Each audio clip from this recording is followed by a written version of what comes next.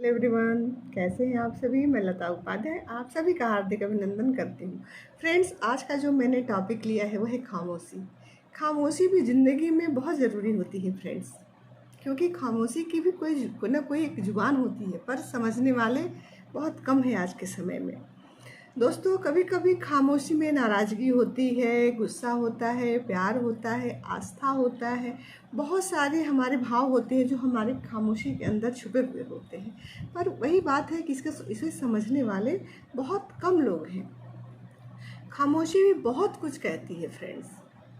आप समझदार हैं तो आप सब अपने के खामोशी को भी समझ जाएंगे। खामोशी के अंदर जो छुपा है उस भाव को भी समझ जाएंगे, और सही में समझेंगे। जो वास्तव में सही है हम उसे ही समझेंगे, न कि हम कुछ उल्टा उसका अर्थ निकालेंगे। अगर वाकई में अगर हम समझदार हैं तो खामोशी का मतलब ये नहीं होता है फ्रेंड्स कि हम नकारात्मकता से घिरे हैं। खामोशी भी वही अच्छी होती है जो हमारी खामोशी पॉजिटिव हो, जिसमें सकारात्मकता छिपा।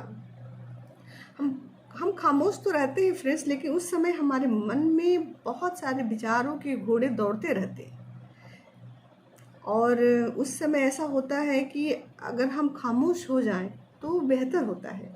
खामोशी हमारे लिए एक औषधि की तरह हमारे मन के लिए, हमारे शरीर के लिए, हमारे दिमाग के लिए काम करता है फ्रेंड्स। खामोश रहना गलत नहीं होता है। कभी कभी जीवन में हर इंसान को कुछ समय के लिए खामोश रहना चाहिए, क्योंकि जुबान से अगर हम कुछ भी इस टाइप का, अगर हम अनर्गल यानी कि बेअर्थ की बातें करते हैं, उससे अच्छा है खामोश हो जाना। कहने का मतलब ये है कि हमारी समझदारी, हमारी परिपक्वता, हमारी शिक्षा इस बात पर निर्भर करती है फ्रेंड्स कि अगर कोई खामोश है तो हम उसे किस हद तक समझते हैं। जो हमारे अपने होते हैं फ्रेंड्स, वो हमारे खामोशी को भी समझ जाते हैं। उन्हें हमें बहुत सारे कुछ चीज़ कहने की कोई ज़रूरत नहीं पड़ती है। कहने का भाव ये है कि खामोश इंसान भी फ्रेंड्स बहुत सारी, मतलब हमारे मन के लिए, जिस तरह शरीर के लिए एक्सरसाइज ज़रूरी है, वैसे मेरे समझ से खामोश रहना भी मन के लिए, मस्तिष्क के लिए बहुत ज़रूरी है। ध्यान रखिए फ्रेंड्स कि खामोशी में भी एक आवाज़ होती है, पर ये सभी को सुनाई नहीं देती है।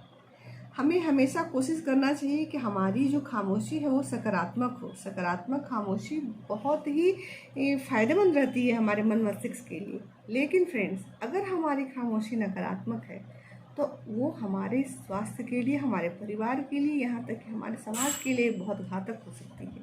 हमें हमेशा खामोशी को सकारात्मक रूप में रखना चाहिए।